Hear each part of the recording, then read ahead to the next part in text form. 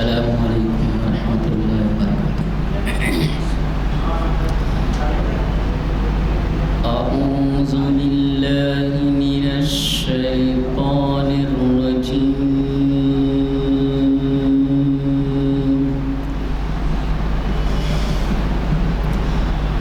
بسم اللہ الرحمن الرحیم۔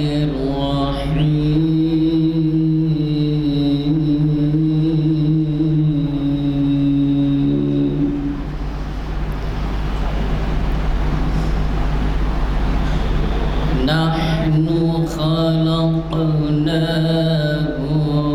وشددنا أسرهم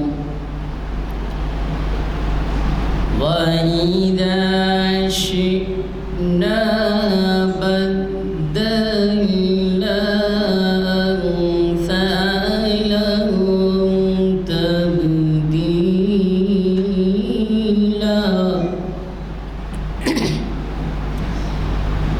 إن هذه تذكرة فمن شاء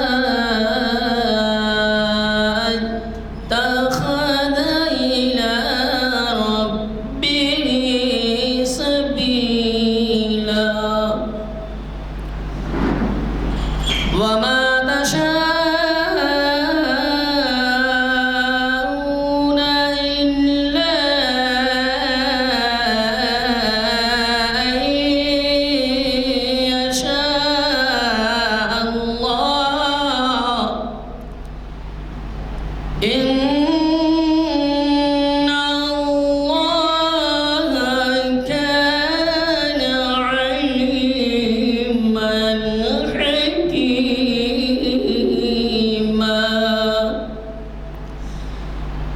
يدخل من يشاء في رحمته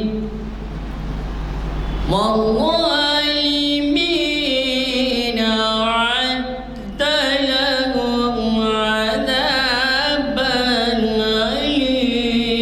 أليما صدق الله العظيم۔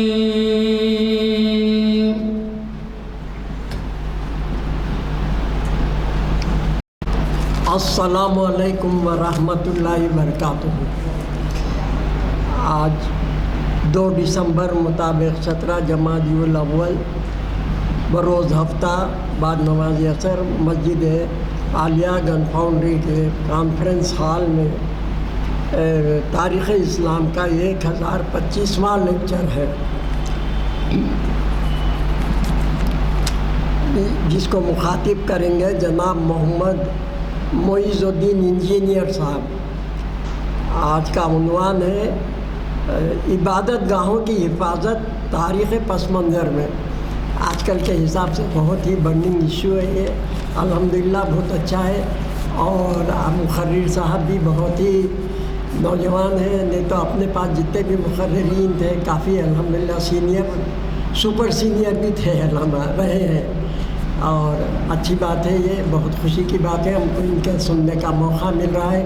زیادہ وقت میں تعارف میں گنوانا نہیں چاہتا، بے چین ہے کہ ہم ان کو سنیں۔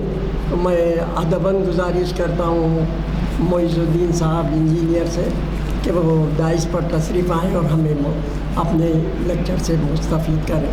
السلام علیکم۔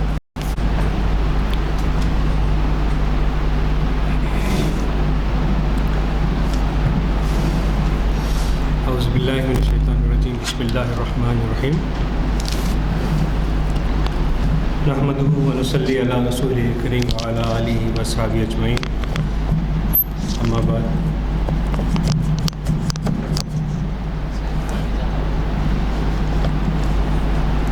محترم حاضرین کرام، السلام علیکم ورحمۃ اللہ وبرکاتہ۔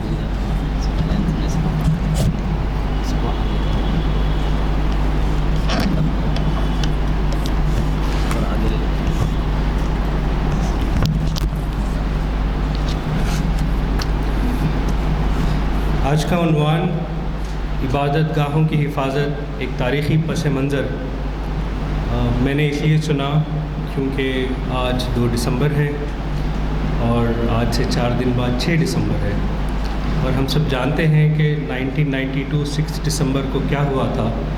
بابری مسجد کا جو سانحہ ہوا، بابری مسجد کی جو شہادت ہوئی، اس کی یاد میں میرے ذہن میں آیا کہ اس تعلق سے کچھ بات کی جائے اور ایک تاریخی اس کے پیچھے what is the history behind it, یہ سب سامنے لائی جائے۔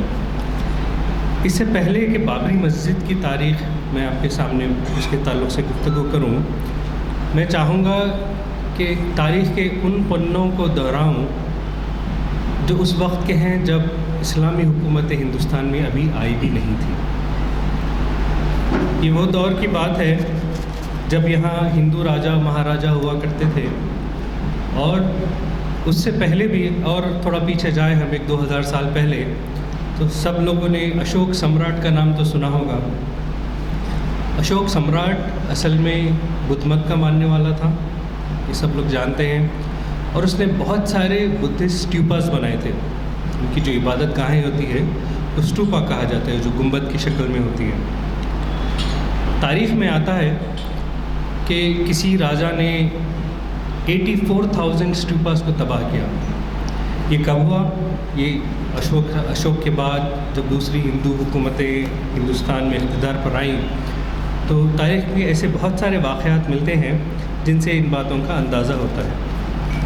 اور نہ صرف بدھسٹ اسٹوپاز، خود ہندو مندر، اگر ان کا بھی جائزہ لیا جائے تو مصدقہ تاریخ کے مطابق ایسے بہت سے واقعات ہیں جب ایک ہندو راجا نے دوسرے ہندو راجا سے جب اس پہ سبقت حاصل کی، جب اس سے کے علاقے کو فتح کیا، تب اس پر اپنی ڈھاک جمانے، اس علاقے پر اپنی ڈھاک جمانے اور اس کو ذلیل کرنے کی نیت سے بہت سارے مندروں کو تباہ کیا۔ ان میں ایک یورپین آتھر، امریکن آتھر ہیں، مسٹر رچرڈ ایٹن، ہسٹورین ہیں، انہوں نے اس تعلق سے بہت لکھا ہے، اور انہی چند واقعات کا میں آپ کے سامنے ذکر کروں گا۔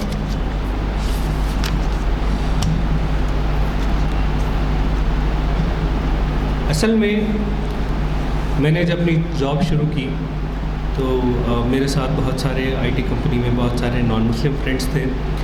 میرے ایک دوست تھے، وہ ایک بار بتایا کہ میں اپنے گاؤں جا رہا ہوں چھٹی لے کر، تو میں نے پوچھا کہ واٹ از دی اوکیشن، کیوں جا رہے ہیں؟ تو انہوں نے بتایا کہ ہمارے کوئی فیسٹیول ہے، اور مجھے اندازہ تھا کہ اس وقت کوئی ہندوز کا کوئی فیسٹیول نہیں ہوتا، ویسے تو بہت سے ہر ریجن کے الگ الگ ہوتے ہیں، بٹ اس وقت ایسا کوئی خاص فیسٹیول نہیں تھا۔ تو میں نے ان سے پوچھا کہ واٹ از دی فیسٹیول، کیا فیسٹیول ہے؟ ابھی نہ دیوالی ہے، نہ دسہرا ہے، نہ پونگل ہے، نہ اونم ہے، کیا ہے؟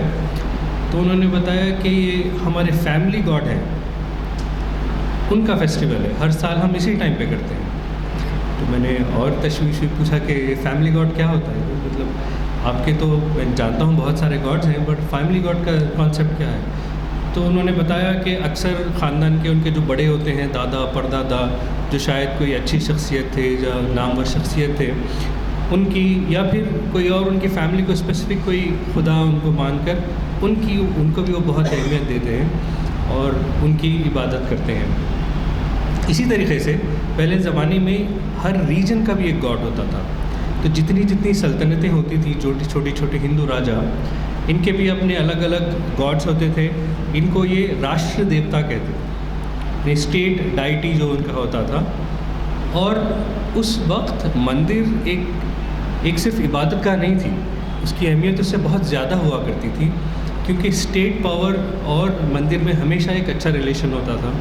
اور اگر آپ نے دیکھا ہوگا تو جب بھی کوئی بھی ہندو راجا کا راج تلک ہوتا تھا تو ایک برہمن پنڈت آ کر اس کو تلک لگاتا تھا، اسی کو راج تلک کہتے ہیں ان کے پاس۔ مجھے یاد ہے میں نے شیواجی کے تعلق سے پڑھا تھا کہ جب شیواجی اپنے تھرون پر بیٹھنے جا رہے تھے اور جب اس کو ریلیجیس ایفیلیشن کی ضرورت تھی، یعنی ان کو ضرورت تھی کہ مذہبی جو ان کے رہنما ہیں وہ ان کو ریکگنائز کریں، اور جب ان کے مذہبی رہنما ان کو ریکگنائز کریں گے، ان کو مانیں گے، تب بھی ان کی عوام ان کی وفادار ہوگی، کیونکہ ہندوستان ہمیشہ سے ایک ریلیجیس کنٹری رہا ہے۔ یہاں کے لوگ بہت ہی ڈیپلی ریلیجیس ہیں، بہت ہی مذہبی عقیدت رکھتے ہیں۔ تو جب شیواجی کا وقت آیا اس کو تھرون کرنے کا، تو جو پنڈت تھا اس نے اپنے پیر کے انگوٹھے سے اس کے ماتھے پر تلک لگایا، کیونکہ شیواجی کی ذات اونچی ذات نہیں تھی اور وہ نہیں چاہتا تھا کہ اپنے ہاتھ لگائے، کیونکہ ہم سب جانتے ہیں کہ ان میں جو ہے پہلے اس چیز کا رواج بہت تھا، انٹچیبلٹی کا، اچھوت جن کو مانا جاتا ہے۔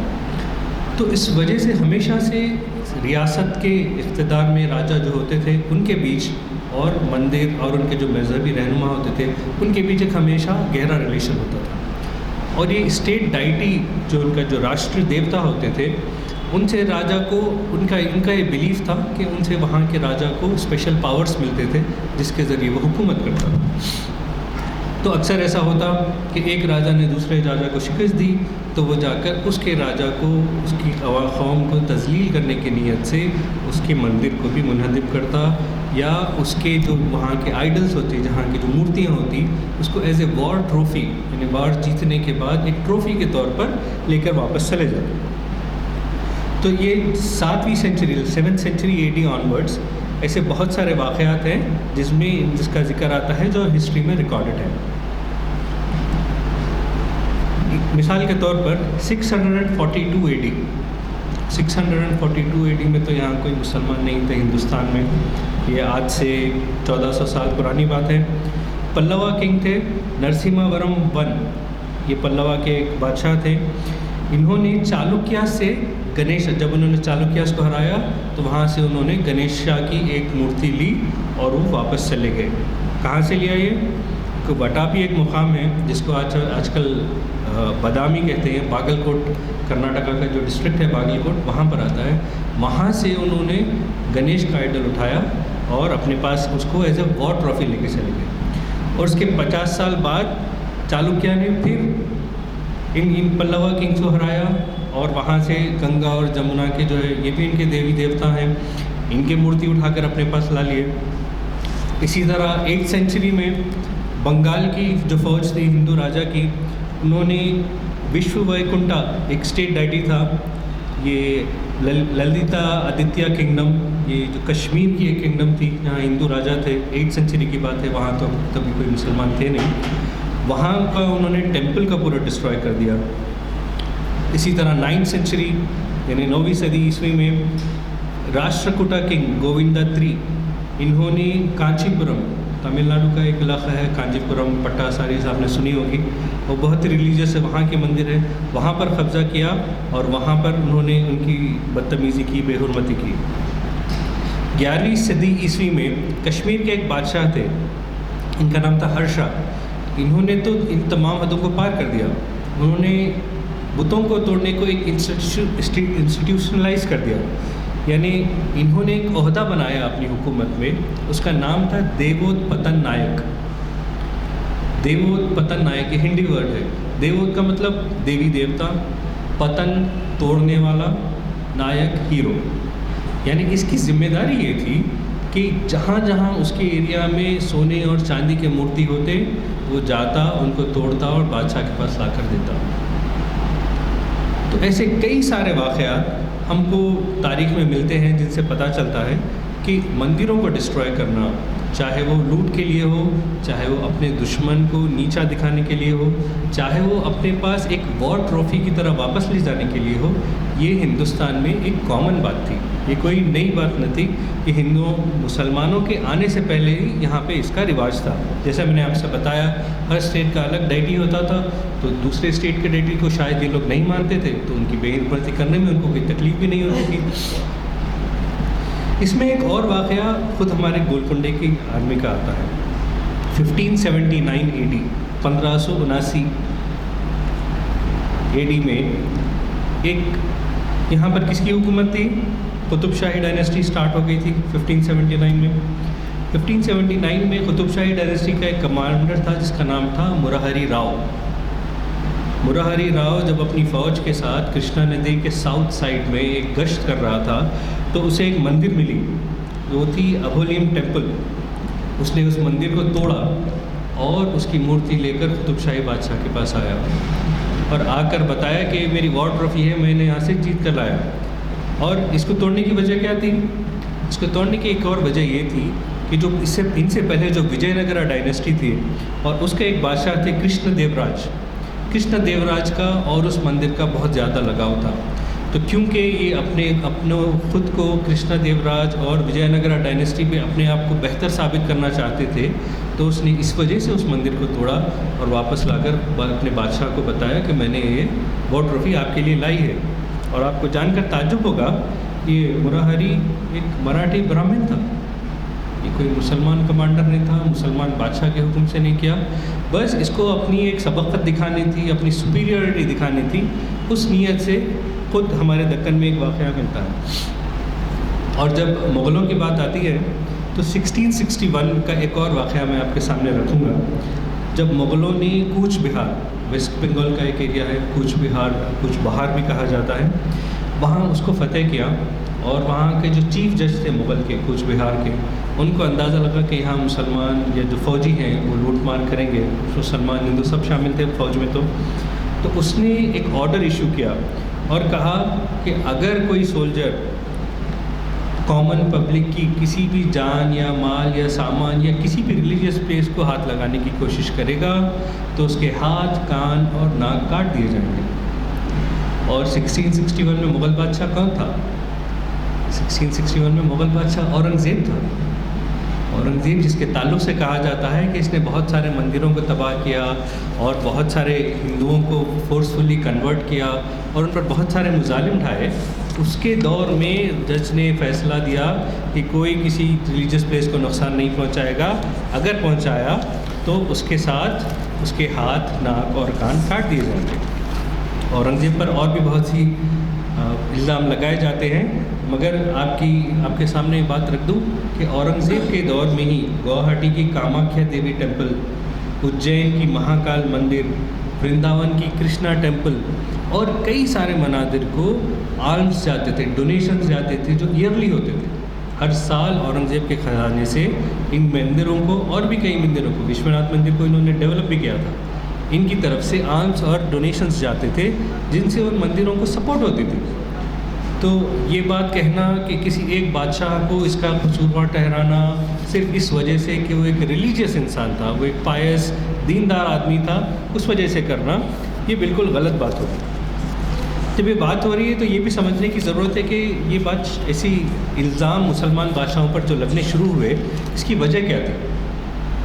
तो तारीख़ में आता है कि 1849 में एक किताब लिखी गई थी और जिसका नाम था history of India as told by its own historians. नाम तो बहुत अच्छा है कि हिंदुस्तान की तारीख़ उनके हिस्टोरियंस के नाम से, मगर इसके जो एडिटर थे उनका नाम था सर हेनरी एलियट और उसकी इसमें मदद की थी जॉन डॉसन। इस किताब में असली 1849 कब की बात है, ये जंग आज़ादी से पहले, यानी 57 की जंग आज़ादी से बहुत थोड़े दिन पहले की बात है, जब इन्होंने ये किताब लिखी।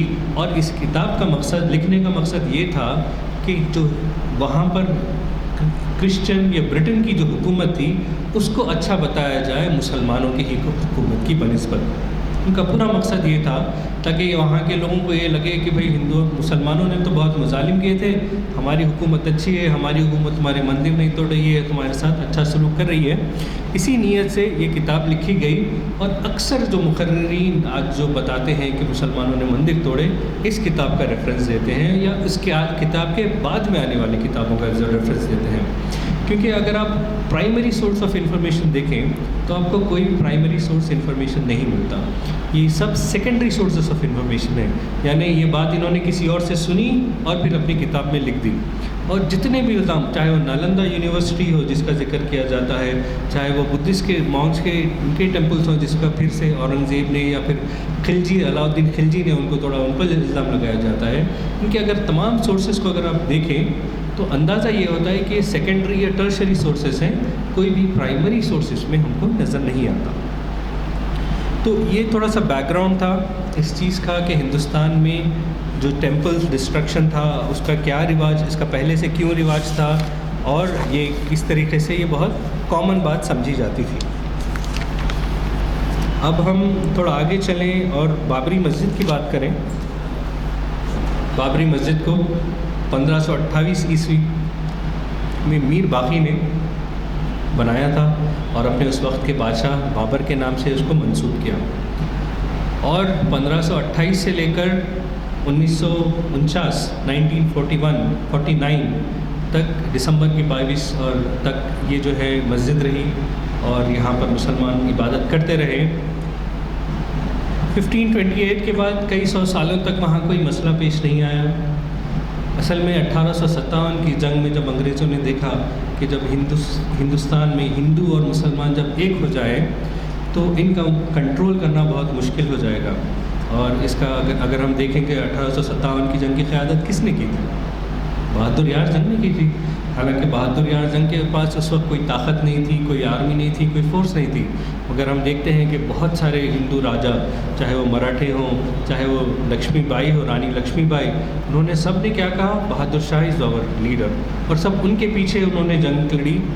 اور ویسے تو انگریزوں نے اس بغاوت کو کچل دیا، مگر ان کو اس بات کا اندازہ ہو گیا تھا کہ جب تک ہم ان دونوں کو ڈیوائڈ نہیں کریں گے ہمارا ہندوستان پہ کنٹرول رکھنا مشکل ہے۔ اس وقت سے اور اس سے کچھ پہلے سے ہی ان کا ایک ایجنڈا شروع ہو گیا کہ ایک پروپیگنڈا پھیلایا جائے کہ مسلمانوں نے مندروں کو توڑ کر وہاں اپنے مسجد تعمیر کیے، یا عام طور پر مندروں کو توڑا۔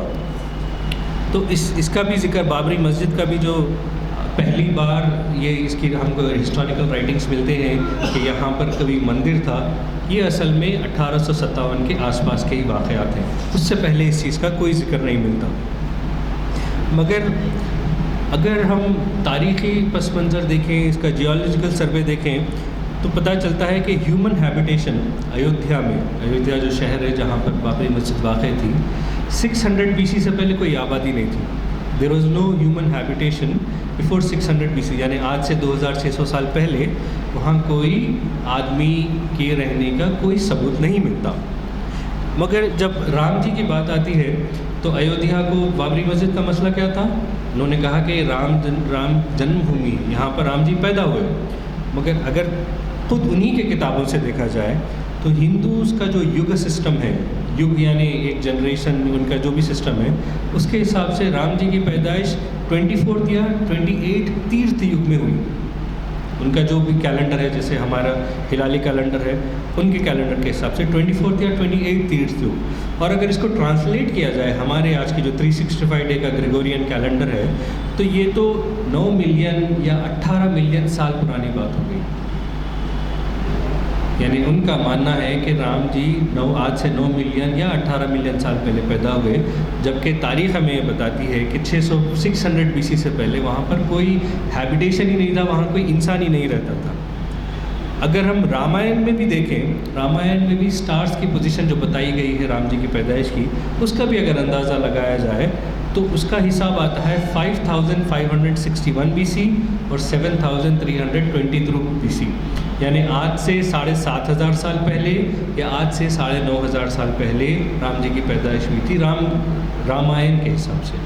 اب یہ بھی جو ہے یہ بھی کلیم اس حقیقت کے سامنے فیل ہوتا ہے کہ 600 BC سے پہلے وہاں کوئی ہیومن ہیبیٹیشن تھا ہی نہیں۔ اس کے علاوہ اگر ایک کامن سینس کا استعمال کیا جائے تو بابر کے دور میں بابری مسجد بنائی گئی، اکبر کے دور میں رام چرتر مانس لکھی گئی۔ رام چرتر مانس کے لکھنے والے کون تھے؟ یہ رام جی کے بہت بڑے بھکت تھے، مگر اس میں کوئی ذکر نہیں آتا کہ بابری مسجد کو رام مندر کو توڑ کر بابری مسجد بنائی گئی۔ اور تعجب کی بات یہ ہے کہ رام چرتر مانس خود ایودھیا میں لکھی گئی، جو ایودھیا کا شہر ہے وہاں بیٹھ کر لکھی گئی، اس کے باوجود بھی وہاں اس میں رام جی کی پیدائش کا کوئی ذکر نہیں ہے۔ تو یہ بات اس بات کی تصدیق کرتی ہے کہ یہ ایک ریلیٹیولی نیو کانسیپٹ ہے، یہ بات کا کہنا کہ وہاں پر رام جی پیدا ہوئے تھے، اور یہ 1857 کے آس پاس یہ بات سامنے آئی تھی۔ اس کے بعد 1859 میں، جیسا میں نے کہا 1857 میں مسئلہ اس کا بھی شروع ہوا تھا، مسلمانوں اور وہاں جو ہندوز تھے ان کے بیچ میں جھڑپ ہوئی، اور وہاں پر ایک فینس بنا دی گئی، یعنی جو مسجد کا ایریا ہے، مسجد کا کمپاؤنڈ تو کافی بڑا ہے، تو مسجد کا ایریا ہے، اور پھر جو رام چبوترا ہے وہاں پر رام للا کا چبوترا، پہلے یہ کلیم تھا کہ وہاں پیدا ہوئے تھے چبوترے پہ، اس کے بیچ میں ایک فینس کو لگا دیا گیا، اور مسلمانوں کے لیے الگ راستہ تھا جہاں سے مسلمان جا کے نماز ادا کرتے تھے، اور اس چبوترے پر انہوں نے رام للا کے جو چاہنے والے تھے انہوں نے کئی بار عدالتوں میں پٹیشن دیے کہ ہم یہاں پر ٹیمپل بنانا چاہتے ہیں، کیونکہ وہ تو بس ایک چبوترا تھا جس پہ سنیاسی بیٹھا کیا کرتے تھے، اور ہر بار انگریزوں کے دور کے ججز نے انہیں منع کر دیا. 1885 میں بھی انہوں نے پرمیشن پوچھا اور اس کو وہاں کے ڈسٹرکٹ کورٹ نے ڈسمس کر دیا. آخر کار 1947 کے بعد 1949 22 دسمبر اور 23 دسمبر کے بیچ کی جو رات تھی، اس رات میں کچھ لوگوں نے خفیہ طور پر وہاں پر آئیڈلس لے کے گئے رام للہ کے، اور اسے بابری مسجد کا جو سینٹرل ڈوم تھا، جو سینٹرل گنبد تھی، اس کے نیچے رکھا. اور آس پاس کے فیض آباد ڈسٹرکٹ میں ایریا آتا ہے، وہاں کے تمام گاؤں میں افواہ پھیلا دی کہ رام جی خود بخود رام جی کی مورتیں زمین میں سے پرکٹ ہوئی ہیں، یعنی وہ خود بخود چمتکاری طور پر اب سرپرائزنگلی جو ہے زمین سے نکل کر آئی ہیں. اور یہ اس بات کی تصدیق کرتی ہیں کہ یہ بابری مسجد کی جو گنبد ہے یہ رام جی کی پیدائش کی جگہ ہے. اب تک بابری مسجد کی گنبد پر کوئی کلیم نہیں تھا. کلیم تھا تو مسجد کے باہر کا جو رام چبوترا تھا اس پر کلیم تھا کہ یہاں پیدائش ہوئی ہے اور وہ وہاں مندر بنانا چاہتے تھے. مگر 1949 کے اس واقعے کے بعد یہ بات عام ہو گئی کہ یہاں پر رام جی پیدا ہوئے تھے، اور یہ مندر کے اور یہ مسجد کی گنبد کے جو نیچے کا ایریا ہے وہاں وہ پیدا ہوئے. اور اس بات کی تصدیق وہاں کے کلکٹر نے بھی کی. خود نرسمہا راؤ جو اس وقت پرائم منسٹر تھے اور جو خود چاہتے تھے کہ وہاں پر ایک رام مندر تعمیر کی جائے، انہوں نے جب اپنی کتاب لکھی، انہوں نے خود لکھا کہ یہ رام کے جو بھکت تھے انہوں نے سریو ندی کا پانی تھوڑا لیا اور کچھ ٹیمپلز لیے اور کچھ آئیڈلز لیے، مورتیاں لی، اور وہ بابری مسجد کی دیوار پھلانگ کر وہ اندر گئے 22 اور 23 دسمبر کے بیچ کی رات کو، اور وہاں پر انہوں نے مورتیوں کا رکھا. اور اگر آپ ججمنٹ بھی دیکھیں، جتنے بھی ججمنٹس آئے ہیں آج تک بابری مسجد کے تعلق سے، ان تمام ججز میں اس بات کی مانا گیا ہے کہ مورتیاں خود سے پرکٹ نہیں ہوئی تھی. It was a wrong act. یہ جو ہے لوگوں نے شر کے طور پر لے جا کر وہاں رکھی تھی. 22 دسمبر کی اس رات کے بعد وہاں ہزاروں لوگوں کا ہجوم جمع ہو گیا، جس کو کنٹرول کرنا بہت مشکل تھا. اور اس کے علاوہ اس وقت وہاں کے جو ڈسٹرکٹ کلکٹر تھے کے نائر، انہوں نے اس بات کی اجازت نہیں دی کہ ان مورتیوں کو وہاں سے نکالا جائے. اگر مورتیوں کو گرما گرمی میں ہی وہاں سے نکال دیا جاتا اور رفع دفع کر دیا جاتا تو معاملہ شاید وہیں ختم ہو جاتا. مگر یہ بھگوا ذہن رکھنے والے شاید کے نائر صاحب تھے، انہوں نے اس کی اجازت نہیں دی. بار بار ان کو منسٹرز کے لیٹرز آئے، پرائم منسٹر تک، نہرو تک کا بھی ان کو لیٹر آیا کہ کچھ کرو اس کے تعلق سے. انہوں نے اپنے ہاتھ اٹھا دیے اور کہہ دیا کہ nothing is in my control, آئی کی ناٹ ڈو اینی تھنگ. اصل میں وہ کرنا نہیں چاہتے تھے. اگر وہ کر دیتے تو شاید یہ مسئلہ وہیں ختم ہو جاتا تھا. 1949 22 دسمبر کے بعد وہاں نماز کی تو اجازت نہیں تھی، کیونکہ کمپاؤنڈ کو پورا تالا لگا دیا گیا. اور اس کے بعد سے لے کر 1984 میں سنگھ پریوار نے کمیٹی بنائی. اس وقت بابری مسجد سنگھ کا کوئی بھی ایجنڈا نہیں تھا. RSS ہو چاہے وشو ہندو پریشد ہو، یہ جو اب تک لڑنے والے تھے، یہ تو رام للہ جو کمیٹی ہے وہاں پہ یا اور جو دوسری کمیونٹیز ہیں ایودھیا میں، ان کا مسئلہ تھا اور یہ ایک لوکل مسئلہ تھا. مگر 84 میں جب ان جماعتوں نے دیکھا کہ ان کو کوئی ایجنڈا چاہیے جو ان کو پولیٹیکلی اوپر لے کر جائے، تب انہوں نے 84 میں اس کو اپنے ایجنڈے میں شامل کیا کہ ہم رام جنم بھومی پہ رام جی کی ایک مندر بنائیں گے. اور پھر 1986 میں راجیو گاندھی کے دور حکومت میں ان تالوں کو کھولا گیا. یعنی 1949 سے 86 تک یہ تالے تھے، یہاں کوئی چیز کی اجازت نہیں تھی. مگر 86 میں شاید راجیو گاندھی چاہتے تھے کہ ہندو ووٹ ان کے پاس پھر سے واپس آ جائے. اسی وقت جو ہے بلخیس بانو کا واقعہ ہوا تھا، اور شاید بہت سارے یہاں کے ہندوز ان کے خلاف ہو گئے تھے کہ مسلمانوں کا ساتھ دے رہے ہیں. تو پھر سے ان کا فیور پانے کے لیے انہوں نے اس کی گیٹوں کا تالا کھلوایا اور وہاں پر شیلا نیاز کی اجازت دی. 86 تک وہاں شیلا نیاز نہیں ہوتا تھا. مگر تاریخ گواہ ہے 1986 کے بعد جو الیکشنز ہوئے اس میں راجیو گاندھی کو بہت بری ہار ہوئی، اور پھر بی پی سنگھ کی سرکار آئی اور اس کا انہیں کوئی فائدہ نہیں ہوا. 86 کے بعد وہاں شیلا نیاز شروع ہوا، اور لوگ جو ہے ایک سنگھ پریوار کا ایجنڈا بھی تھا. اور پھر 1990 میں اڈوانی نے رتھ یاترا جو نکالی تھی اس کی تعمیر کے لیے. اس وجہ سے لوگوں میں جو ہے اس چیز کا آکروش بڑھتا گیا کہ یہاں پر ایک رام مندر بنائی جائے. جھوٹے جھوٹے پروپیگنڈے پھیلائے گئے. جس تاریخ کا میں نے آپ سے پہلے ذکر کیا کہ مسلمانوں نے ایک یہ جو جھوٹی یہ پروپیگنڈا پھیلاتے ہیں کہ مسلمانوں نے مندروں کو توڑا, اس بات کو اور پھیلایا گیا اور اس کو ہوا دی گئی اور لوگوں کو اس کی طرف اور راغب کیا گیا کہ بھئی تم رام مندر میں تم کار سیوک بنو, اس کے لیے تم کام کرو. اور 1990 میں جو رتھ یاترا نکلی اس میں آپ سب لوگ واقف ہوں گے کہ بہت فسادات ہوئے, بہت سارے لوگوں کی جانیں گئیں, اڈوانی کو اریسٹ کیا گیا, مگر پھر سے ان کو چھوڑنے کے بعد یہ سلسلہ جاری رہا. اور 1992 میں کار سیوکوں کا ایک بہت بڑا اجلاس انہوں نے دسمبر میں رکھا ایودھیا پر. کلیان سنگھ کی حکومت تھی اسٹیٹ گورنمنٹ میں, نرسمہا راؤ سینٹر میں تھے, اور بار بار بولنے کے باوجود بھی کلیان سنگھ نے اس بات کا دعویٰ کیا کہ situation is in my control, nothing is going to happen, میں کچھ ہونے نہیں دوں گا یہاں پر کوئی. کیونکہ ایسا لگ رہا تھا جب 1,50,000 کار سیوک وہاں جمع ہو گئے تھے تو ہر طرف سے پورے ملک کے ہر کونے سے یہ بات آ رہی تھی کہ شاید کوئی بڑی بات ہو, اور اس کا اندیشہ تھا پہلے سے بھی, مگر انہوں نے اس کے لیے کچھ نہیں کیا. اس وقت کے جو لیڈرز تھے بی جے پی کے اور بی ایچ پی کے, وہ ایک ان کو موٹیویٹ کر رہے تھے کہ بھئی یہاں پر کچھ کرنا ہے. اٹل بہاری واجپئی کی ایک اسپیچ آج بھی یوٹیوب پر ہے جس میں انہوں نے کہا تھا کہ یہ نوکیلے پتھروں کو ہمیں ہٹانا پڑے گا تاکہ ہم آرام سے بیٹھ سکیں. اور یہ 6 دسمبر سے پہلے ایک دن یعنی 5 دسمبر کا واقعہ ہے. اور 1992 6 دسمبر کو کار سیوکوں نے مل کر بہادری مسجد پر چڑھائی کی اور بابری مسجد کو شہید کر دیا. اس کے بعد مسئلہ چلتا رہا, کورٹوں میں کیسز چلتے رہے. الہ آباد ہائی کورٹ کا ڈیسیشن آیا 2010 میں, جنہوں نے اس کے 3 حصے کر دیے اس زمین کے. ایک حصہ مسلم فریق کو دیا اور 2 حصے رام للہ اور دوسری پارٹیز کو دے دیے, مگر کسی بھی پارٹی نے اس کو ایکسیپٹ نہیں کیا. پھر یہ سپریم کورٹ گیا اور نومبر 2019 میں سپریم کورٹ کا بھی فیصلہ آیا جس نے مسجد کی تمام زمین کو رام للہ کے حق میں دے دیا. ظاہر سی بات ہے کہ ایسا کوئی ہسٹوریکل ایویڈنس نہیں ملتا, ایسا کوئی آرکیولوجیکل ایویڈنس نہیں ملتا جس سے بات ثابت ہو کہ وہاں پہلے کوئی مندر تھا یا کوئی اور عمارت تھی یا کسی مندر کو توڑ کر وہاں مسجد کی تعمیر کی گئی تھی. اور یہ بات سپریم کورٹ کے ججمنٹ نے واضح کر دی. ججمنٹ میں انہوں نے کہا گیا کہ no temple was demolished to construct the mosque, کوئی مندر توڑی نہیں گئی تھی مسجد کو بنانے کے لیے. یہ ججمنٹ میں لکھا ہوا ہے. اور ججمنٹ نے ایکسیپٹ کیا act of placing idols on the night of 1949 میں جو مورتیاں وہاں رکھی گئی تھی اس کو بھی ججمنٹ نے اپنے انکلوڈ کیا گیا کہ وہاں پر وہ مورتیاں رکھی گئی تھی اور وہ غلط چیز تھی.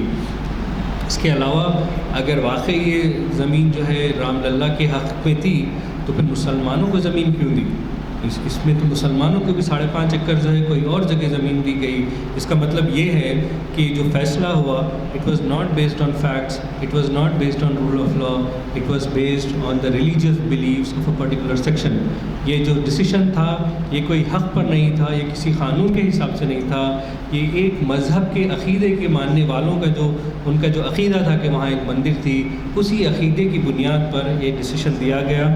اور ظاہر سی بات ہے بحیثیت مسلمان ہم اس کو قبول تو نہیں کر سکتے ہیں, اور اس بات کی ہمیشہ کوشش رکھیں گے, خواہش رکھیں گے کہ اس جگہ پھر سے ایک مسجد پھر سے وہاں پر بنائی جائے. اس کے علاوہ ایک دو اور باتیں آپ کے سامنے رکھوں اور اس کے بعد میں رخصت چاہوں گا. ہندوستان میں ایک قانون بنایا گیا 1991 میں, اس کا نام ہے places of worship act. Places of worship act کے تحت no person shall convert any place of worship of any religious domination, یعنی کوئی بھی انسان کو اس بات کا حق نہیں ہے کہ وہ کسی بھی مذہب کی ریلیجیس پلیس کو ایک ڈومینین سے دوسرے ڈومینین, یعنی اگر آپ ایک سیکٹ کو بلیو کرتے ہیں تو یعنی آپ ہندو ہی ہیں, آپ ایک گاڈ کو بلیو کرتے ہیں, اس گاڈ سے آپ دوسرے گاڈ کو آپ کنورٹ نہیں کر سکتے. نہ ہی آپ ہندو مذہب سے مسلمانوں کے مذہب کی کوئی عبادت گاہ کو اس میں تبدیل کر سکتے ہیں یا کسی اور مذہب سے کسی اور مذہب میں. اس بات کی پوری ویری کلیئرلی 1991 کا یہ ایکٹ ہے, اور اس ایکٹ کے تحت 1947 15 اگست کو کسی بھی جگہ کا جو اسٹیٹس تھا, یعنی کوئی بھی ایک جگہ ہے 15 اگست 1947 کو وہ مسجد تھی، تو اس کا اسٹیٹس کبھی تبدیل نہیں کیا جائے گا، اس اسٹیٹس کو ہمیشہ کے لیے صحیح سمجھا جائے گا۔ اب وہ 1946 میں اگر کسی نے وہاں کچھ اور تھا اور وہاں مسجد بنا دی، ایسا ہوتا نہیں، تنظیم سمجھانے کے لیے بتا رہا ہوں، 47 میں جو اس کا اسٹیٹس تھا اسی کو حق مانا جائے گا۔ اب ظاہر سی بات ہے 1949 میں وہاں آئیڈلز رکھے گئے تھے، سپریم کورٹ کے ججمنٹ نے اس بات کو بھی مانا کہ 49 سے پہلے یعنی 22 دسمبر 1949 کو وہاں عشاء کی نماز ہوئی تھی، تو یہ تو 1947 کے بعد کی بات ہے، تو وہاں پر کہ مسجد کے ہونے کا ایک پروف ایکسیپٹ انہوں نے کیا، مگر صرف عقیدے کی بنیاد پر اس کو انہوں نے رام للہ کے ہاتھ میں یہ زمین دے دی۔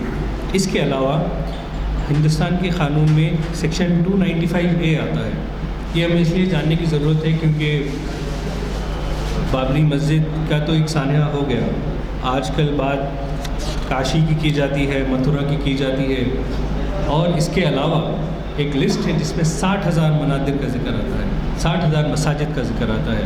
یہ VHP کے ذریعے بنائی گئی لسٹ ہے جو چاہتے ہیں کہ ایسی 60,000 مسلمانوں کی مساجد اور عبادت گاہیں اور درسگاہیں ہیں جو مندروں کو توڑ کر بنائی گئی اور انہیں ہمیں پھر سے واپس کنورٹ کرنا ہے۔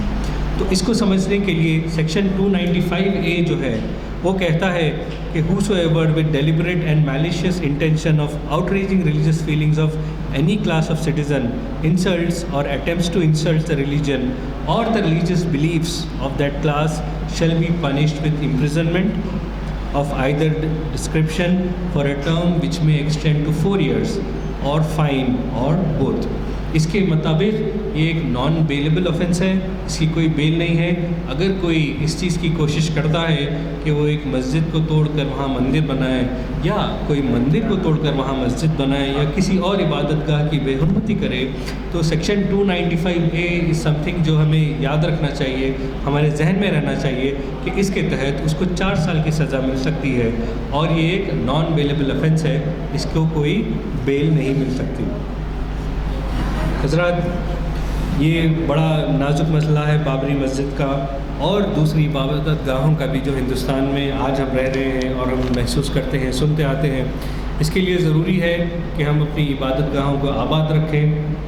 ہمیشہ جو ہے اکثر دیکھنے میں آتا ہے کہ فجر کی نماز میں لوگ نظر نہیں آتے، عشاء کی نماز میں لوگ نظر نہیں آتے، یا پھر عیدین میں جمعے میں ہی نظر آتے ہیں، اور ایسی کئی ویران مساجد اگر خود ہم شہر حیدرآباد میں دیکھیں تو ہم کو نظر میں آتی ہے۔ تو ایز این انڈیویجول ہمیں کوشش کرنی چاہیے کہ جو بھی اسٹیٹس ہے وہاں پر اگر عبادت نہیں ہوتی تو پتہ لگائیں کیوں نہیں ہوتی۔ آپ گولکنڈہ جا کر دیکھیں کتنی مساجدیں بند پڑی ہوئی ہیں، نہ صرف قلعے کی مساجد، قلعے کے باہر بھی میں نے ایک مسجد دیکھی جہاں کوئی نماز نہیں پڑھتا آج۔ تو ہمیں ضرورت اس بات کی ہے کہ ان کو آباد کیا جائے اور قانون کے دائرے میں رہتے ہوئے اپنے حق کو جانا جائے اور ان کی حفاظت کی جائے۔ ان باتوں کے ساتھ میں شکریہ ادا کرتا ہوں کہ آپ نے مجھے موقع دیا یہاں پر بات کرنے کا۔ وآخر دعوانا الحمدللہ رب العالمین۔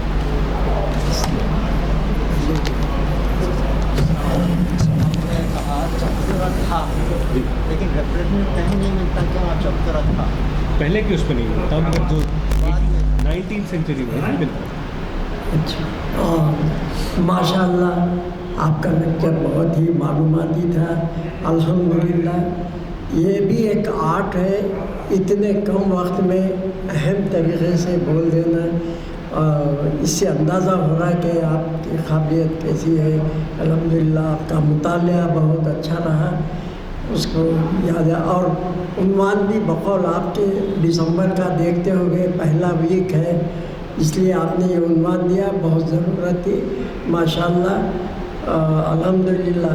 تو یہ جو ہے میں آپ کا شکریہ ادا کرتا ہوں، اور دعا ہے کہ آپ کے علم میں اللہ تعالیٰ اور ترقی دے، آپ کی عمر میں برکت دے، عمر دراز کرے، اور ہم کو ایسے کئی مواقع ملے کہ ہم آپ کی جو ہے معلومات سے استفادہ حاصل کر سکیں۔ اور جو آپ تاریخ اسلام کے لیکچر دیے ہیں اور پوسٹ گریجویشن کیا ہے انہوں نے اسلامک اسٹڈیز سے یونیورسٹی سے، یہ بہت ہی اچھی بات ہے، الحمدللہ اچھا لگا۔ اور جب آپ اور تھوڑا سا تجربات حاصل کر لیں گے تو ماشاءاللہ تب بہت ہی پرلطف رہے گا اور پر معلومات رہے گا. اللہ آپ کے ترقی دے عمر میں اور علم میں. ٹھیک ہے، نماز کا بھی ٹائم ہو رہا ہے. بسم اللہ الرحمن الرحیم. الحمدللہ رب العالمین. اللہم صلی علی سیدنا محمد وعلی آل سیدنا محمد وبارک وسلم. ربنا آتنا فی الدنیا حسنۃ وفی الآخرۃ حسنۃ وقنا عذاب النار وادخلنا الجنۃ مع الابرار. یا عزیز یا غفار یا رب العالمین. رب اغفر وارحم وانت خیر الراحمین. اللہم ارحمہما کما ربیانی صغیرا. رب اغفر لی رب اغفر لی رب اغفر لی. یا الہ العالمین یا ارحم الراحمین. اے اللہ ہمارے والدین عزیز و قریب رشتہ دار سارے مومنین مومنات مسلمین مسلمات جو اس دنیا فانی سے گزر چکے ہیں، میرے مولا ان کے ساتھ رحم کا کرم کا معاملہ فرماتے ہوئے ان تمام کی خبروں کو جنت کا ایک باغ بنا دے. یا اللہ ہم سب جو بقید حیات ہیں انہیں توفیق دے، ہدایت دے، سچی توبہ کر لیں، توبۃ النصوح کروا لے جو آپ کے دربار میں قبول و منظور ہو جائے، اور ہدایت دے کے بقیہ زندگی حضور پاک نبی کریم صلی اللہ علیہ وسلم کی پیاری پیاری سنتوں پر عمل کرنے والا بنا دے. ہم تمام کا خاتمہ بالخیر فرما، آخر وقت میں ہماری بخشش فرما، مغفرت فرما، کلمہ طیبہ نصیب فرما. یا الہ العالمین یا رحم الراحمین. اے اللہ جو بچے تعلیم پا رہے ہیں انہیں نافع علم عطا فرما، اور امتحان میں انہیں امتیازی کامیابی عطا فرما. اے اللہ جو کوئی روزگار ہے، روزگار کی تلاش میں ہے، کاروبار کرنا چاہتے ہیں، میرے مولا انہیں حلال کاروبار سے جوڑ دے اور ان کی ملازمت کا انتظام فرما دے. یا الہ العالمین جو ملازمت کر رہے ہیں، کاروبار کر رہے ہیں، ان کی ملازمت میں کاروبار میں برکت والی ترقی عطا فرما. یا اللہ یا رحمان یا رحیم یا کریم. اے اللہ جن لڑکے لڑکیوں کی شادیاں ہونا ہے میرے مولا ان کی شادیوں کے اسباب بنا دے. میرے مولا بہتر سے بہتر رشتے فراہم فرما، مبارک بختاور رشتے لگا دے. اے اللہ یہ کام بغیر تیرے فضل و کرم کے ہرگز ہرگز کسی سے نہیں ہو سکتا. تو بہتر سے بہتر انتظام فرما دے. یا اللہ یا رحمان یا رحیم یا کریم. اے اللہ جتنے بیمار ہیں سارے مومنین مومنات مسلمین مسلمات ان تمام کو شفائے کاملہ عاجلہ مستعملہ عطا فرما. جو بھی علاج جو کر رہے ہیں میرے مولا وہ موضوع ہو نہ ہو لیکن اس کو ان کے حق میں جو ہے شفاعت کا اور صحت کا معاملہ فرما دے، اس میں ان کی شفا رکھ دے. یا الہ العالمین یا رحم الراحمین. جب خطۂ رحمی کیے ہوئے ہیں میرے مولا خطۂ رحمیوں کو میرے مولا ہدایت دے، توفیق دے، صلہ رحمی سے متبدل فرما دے. ہماری دعاؤں کو محض اپنے فضل و کرم اور حضور پاک نبی کریم صلی اللہ علیہ وسلم کے تصدق میں ان کے واسطے سے ہماری دعاؤں کو قبول و منظور فرما. والحمدللہ رب العالمین بحق لا الہ الا اللہ.